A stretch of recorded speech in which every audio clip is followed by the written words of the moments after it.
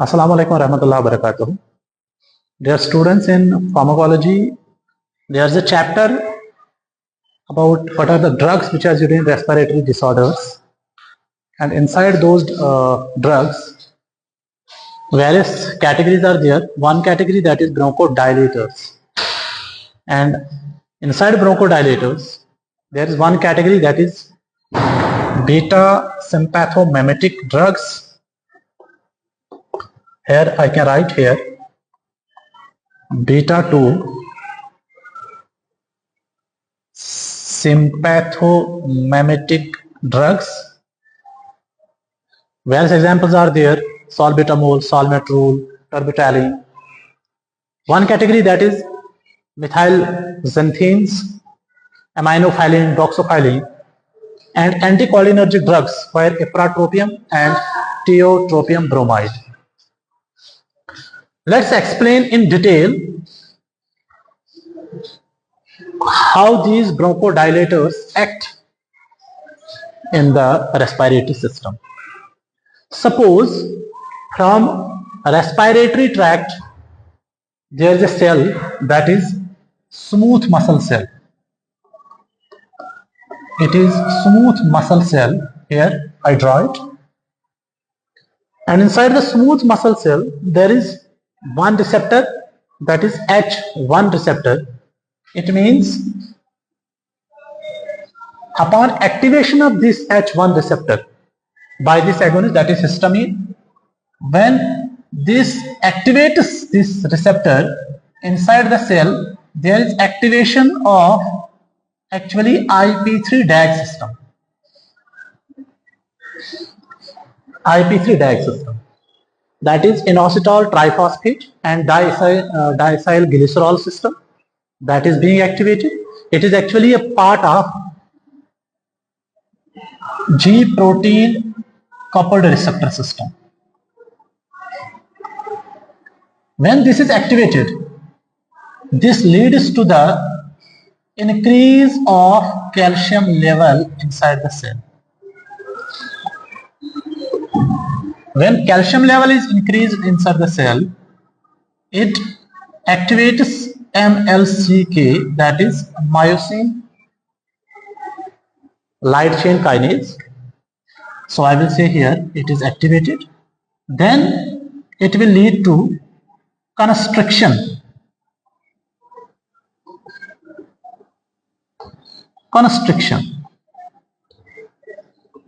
So since it is the cell of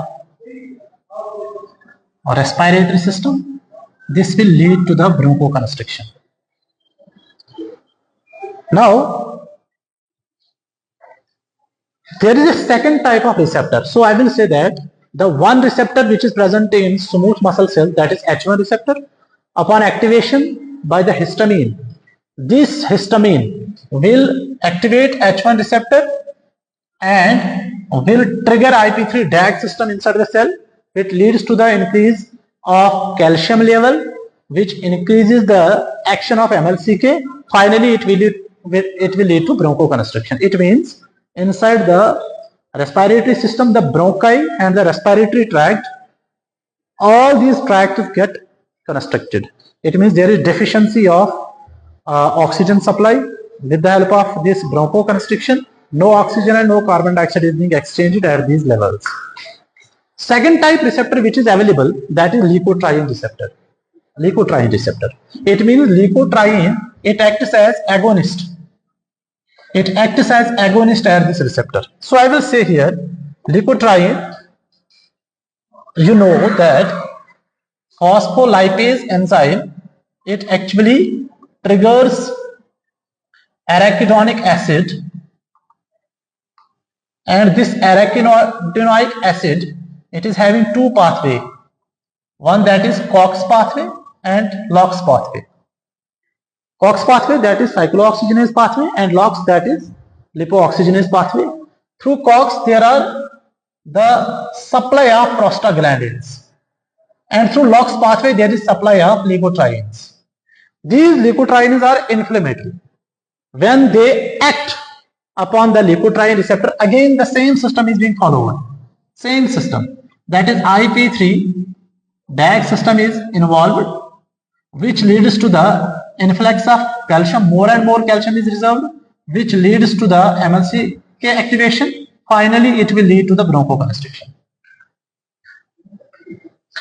Third receptor which is available at the bronchial smooth muscle cell, that is parasympathomimetic receptor. That is parasympathomimetic receptor.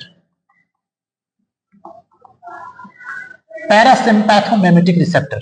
So usually these may be muscarinic receptors M1, M2, M3, and the most important receptor which is present in bronchial smooth muscle cell, that is M3. M3 receptor is present. Muscarinic third receptor is present upon the bronchial muscle cells. The agonist which works on the receptor, I have told you before that acetylcholine is the agonist which acts upon the muscarinic receptors. It will activate these muscarinic receptors, and through the same pathway, the same flow is activated. Same IP3 is activated. Same IP3 DAG system is activated, and finally they will lead to the deposition of calcium, MLCK, and finally bronchoconstriction. It means whether it is H1 receptor, it is leukotriene receptor, and it is M3 receptor. Through all these mechanisms, finally bronchoconstriction is the result. There is one more receptor, that is beta-2 receptor, that is adrenergic receptor. Adrenergic receptor beta-2, since these may be beta-1, beta-2, beta-3, but in bronchial smooth muscle cells, usually beta-2 receptors are present. And here the important agonist, that is adrenaline. Adrenaline is the important agonist which works on these receptors, and upon this activation of beta-2 receptors, these receptors are having separate mechanism. One mechanism, that is upon activation, they increase the level of cyclic AMP, that is cyclic adenosine monophosphate level. Upon increasing this level,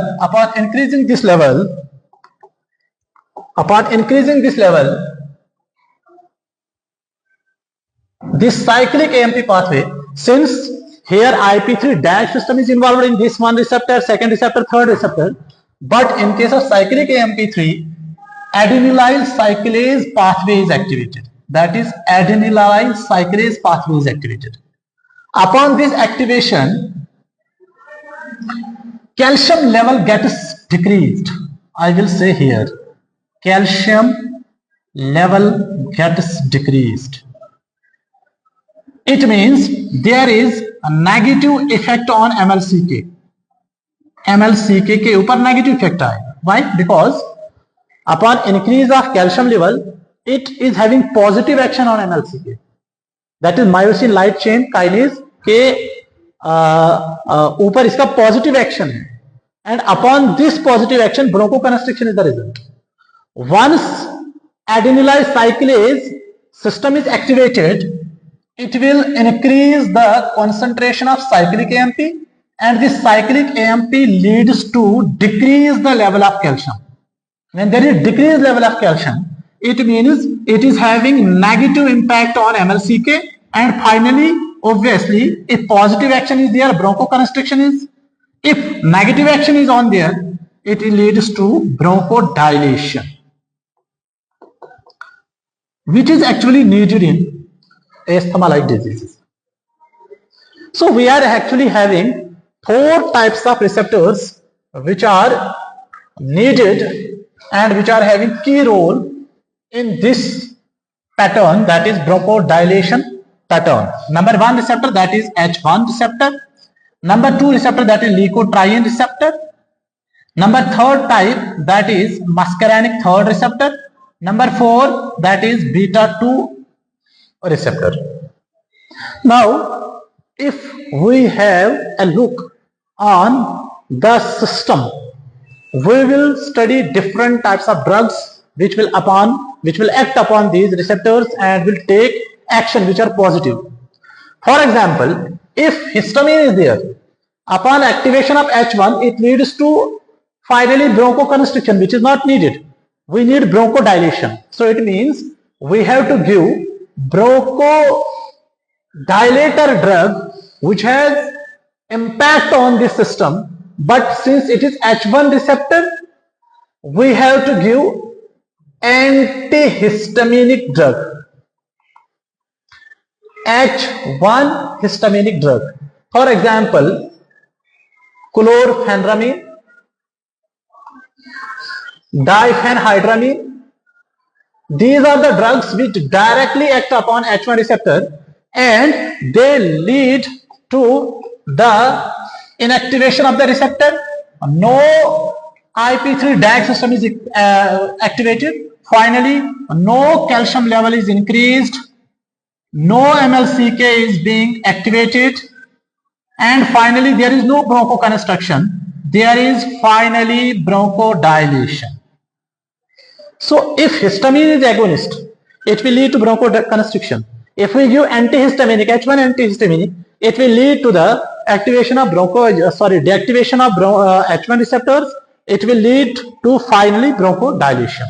Second category of drugs which we can apply here, these are leukotriene receptor antagonists. For example, we are having drug that is montelukast. एक drug है that is zeferlukast. When these drugs are being used, these drugs act as the antagonists of these receptors. They block the pathway of IP3 and DAG. No IP3 DAG system is activated. No calcium level is increased. No MLCK is activated. And finally, there is no bronchoconstriction. There is bronchodilation. These are the drugs which are used under the category of leukotriene antagonists. One important thing, that is M3 receptor. Here, since acetylcholine is the main agonist which will act upon M3 receptor, it activates the receptor, acetylcholine activates the receptor, and finally it leads to again the same pathway, IP3 DAG system. It finally leads to the bronchoconstriction. So we have to apply some drugs which are against this receptor activation system. For example, we will apply anticholinergic drugs. Anticholinergic drugs. For example, we apply ipratropium bromide. We apply tiotropium bromide. When these drugs are given, they will inhibit the receptor. They will block the receptor of M3 receptor, and finally no IP3 DAG system is activated. No calcium is increased. Again, no MLCK is activated. Finally, bronchoconstriction. There is no bronchoconstriction, but there is bronchodilation effect. One category, that is beta-2 sympathomimetic drugs. Since beta-2 sympathomimetic is having positive action, which leads to the concentration of this cyclic AMP, finally which leads to the decrease of calcium level, deactivation of MLCK, and finally it leads to bronchodilation. It means we have to support the receptor so that maximum bronchodilation effect occurs. If we support, we have to give beta-2 agonists, or we can say beta-2 sympathomimetics. Beta-2 sympathomimetic drugs are here: salbutamol, salmeterol, terbutaline, albuterol. बहुत सारे drugs हैं. When these drugs are given, they activate more and more this receptor, beta-2 receptor. This increases cyclic AMP. This decreases calcium level in the cell. This decreases MLCK action, and finally it leads to bronchodilation, which is needed in asthma cases. One thing, sometimes there is a complete enemy. There is a complete enemy to this cyclic AMP inside the cell, and this enemy here, I will say, this cyclic AMP is having a very good enemy, and this is called a phosphodiesterase enzyme. Phosphodiesterase enzyme. This cyclic AMP is being changed into simple adenosine monophosphate, that is, it degrades it Phosphodiesterase enzyme degrades cyclic AMP, due to which simple adenosine monophosphate is being formed. So adenosine monophosphate that is cyclic in nature, it is decreased in level. If this is decreased in level by this enzyme, that means calcium level will now go increased. Now this will activate MLCK, and finally this MLCK will be activated and it will lead to bronchoconstriction. So phosphodiesterase enzyme is actually enemy to this cyclic AMP. So we have to block this enzyme so that there may be bronchodilation effect. If we don't block this enzyme, it will finally lead to bronchoconstriction, because cyclic AMP will get decreased, calcium will get increased, MLCK is blocked, and it will lead to bronchoconstriction. Sorry, blocked, it is activated and it will lead to bronchoconstriction. So we have to block this enzyme so that this is not degraded into this. This level may retain its potency, its concentration. It will lead to decrease in calcium level, that is deactivates the MLCK, and finally bronchodilation is the effect. So what are the drugs which are given against these? These are the drugs which are methylxanthines, the second degree category drugs. For example, aminophylline. Methylxanthines are the drugs which are given. They block this phosphodiesterase enzyme. So when this is blocked, cyclic AMP is not degraded, it is increased, calcium is decreased, MLCK is deactivated, and finally bronchodilation is the effect. In all category of receptors, we see that whether it is H1, leukotriene, M3 or beta-2, we see that bronchodilation is the main destination of drugs.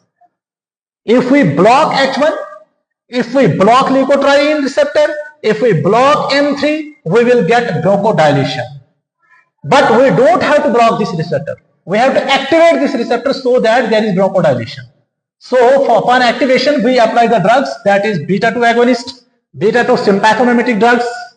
One important thing, that is we sometimes give some drugs which block this leukotriene receptor so that we get this bronchodilation effect.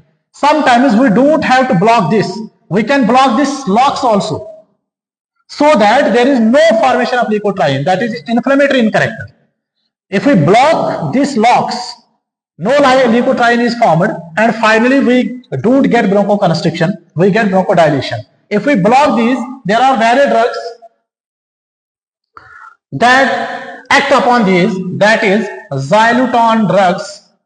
One important drug, that is xylitol, which inhibits this LOX. Sometimes this is also blocked so that whole series is blocked, so that leukotriene is not formed. Whole this, that is corticosteroids. When we apply corticosteroids, we block the same pathway. In this pathway, no LOX, no COX, so that no leukotriene, no prostaglandins are made. These leukotrienes are being blocked at this level. No leukotriene is available which will activate this receptor. So finally we get the result, that is, if there is H1 receptor, we have to block this. If we have leukotriene receptor, we have to block this. If we have M3, we have to block this. But if we have beta-2 receptor at the end, at the top, we have to activate this so that we can get bronchodilation effect in case of asthma cases. If there is any question, you can put it on so that we can discuss more drugs ahead. Wish you all the best. Thank you.